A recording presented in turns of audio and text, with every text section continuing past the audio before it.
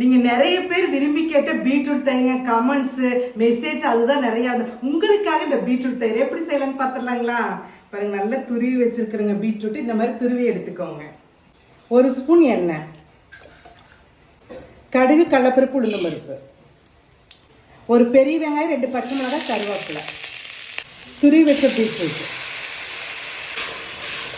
ஒரு வதக்கி stove off பண்ணிடலாங்க. அளவான உப்பு, வீட்டில் வரையிறது புளிக்காத கெட்டி தயிர்,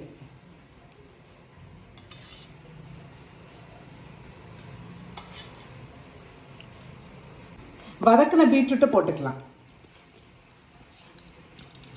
கலர்ஃபுல்லாக இருக்குங்க, சூப்பராக ரெடி ஆயிடுச்சு. அப்படியே அந்த கெட்டி தயிரில் நல்லா கலக்கிக்கலாங்க.